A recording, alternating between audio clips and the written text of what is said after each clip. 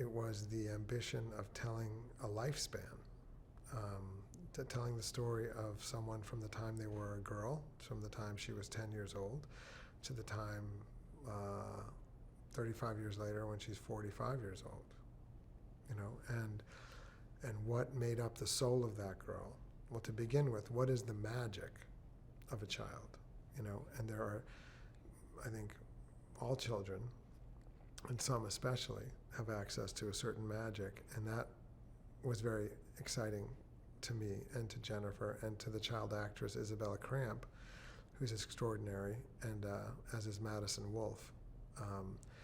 So to tell a story of a whole woman's life, from when she's 10 to when she's 18 to when she's 25, married, 27, divorced, now single mother of two, going to try working at an airline customer service desk, which was based on truth, and then lost and broke. At least half or more of the movie is based on Joy Mangano, and the other half is based on daring women I've been aware of and read about for many years. That includes Lillian Vernon, who started the first mail order catalog, one of the first successful ones in the 50s and 60s for home products, and numerous other women I knew, my mother's friends, who dared to start ventures, some that succeeded and some that failed. But it was all about their spirits and starting things out of their homes and wanting to break a new path for themselves and their families. Here you have this metal garage this little girl grows up near, all right? And she and her sister grow up near that. She also grows up near a troubled marriage. Her mother's a very quiet person, unlike her romantic, robust father that De Niro's playing. Virginia Madsen plays against type, a kind of a gentle, quiet creature who's kind of taken refuge from the world. The world has been a little too rough for her, and her divorce has been too rough for her. So she stays in her room in this simple home, and she takes refuge in fiction and narrative. And anybody who loves film and music can take solace in fiction. The whole purpose of narrative, going back thousands of years, is to help us be at home in the world and make meaning out of it, or reassure us, make us not feel alone. So she watches a soap opera. Now, this is also part of this little girl's psyche. You've got the metal garage of her father. You've got her mother's soap opera world across 4 decades. That means in 1969, 1979, 1989, 1999, and like 2004, 2005. Another part is her steady, quiet, believing grandmother who says, "You were born to be the unanxious presence in the room." Now, what does that mean? That's a very powerful notion, to be the unanxious presence in the room. That's the person who's going to protect that special power. If a little girl is able to make paper creations, and her sister says, "In the story you're making, you need a prince," she says, "I don't need a prince. This is a special power." And she holds up this paper bird she's made.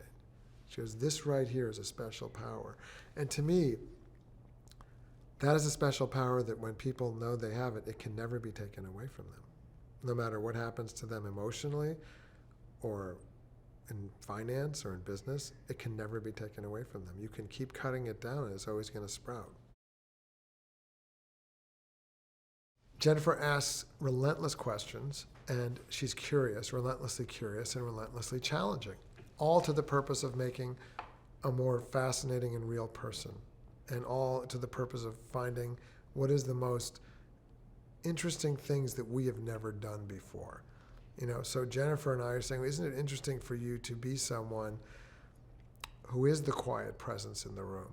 How does an actor, how does a woman carry that fierceness quietly? So that's a different question for both of us. And how do you feel that palpably coming off of her?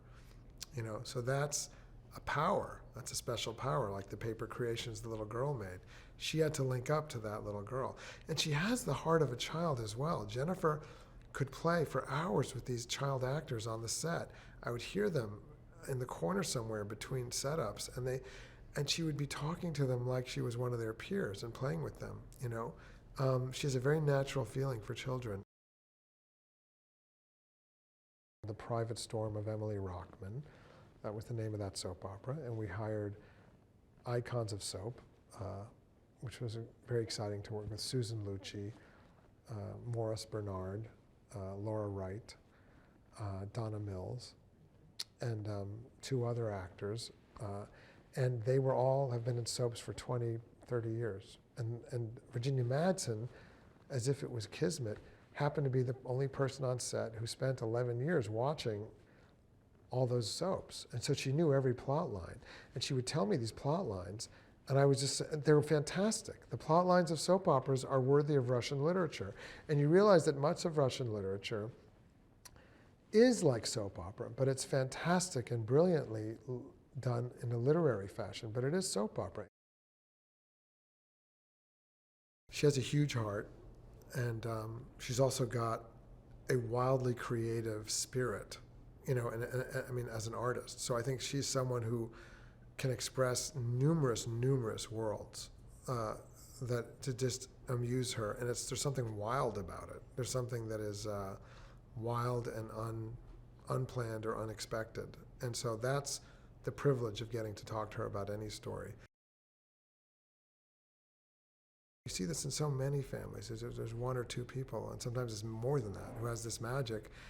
And Joy has this magic, and she has a sister who tends to be not as resilient or happy or not as inventive, is dazzled by her sister's work, but also baffled as to why this magic exists. And the real question for Joy is how to remain true to herself. And how does anybody remain true to yourself? And how do you keep that heartbeat? I do believe that women, in many respects, are stronger than men in ways that are, I think, hard to understand sometimes. That's what makes it beautiful to me. And because of the tenderness and because of kind of mysterious things that are just magnificent to me. These women in this movie, I loved every single one of them. And I love that her grandmother believed, Diane Ladd told me that there are women who believe the grandmother's soul will go into the granddaughter's soul. And she believed that. Diane Ladd believed that her character's soul had gone into Jennifer's character's soul, and they had that link. So that Diane, as the narrator, is almost like a beautiful spirit that remains with her even beyond into time when she's not around. So that, to me, was beautiful.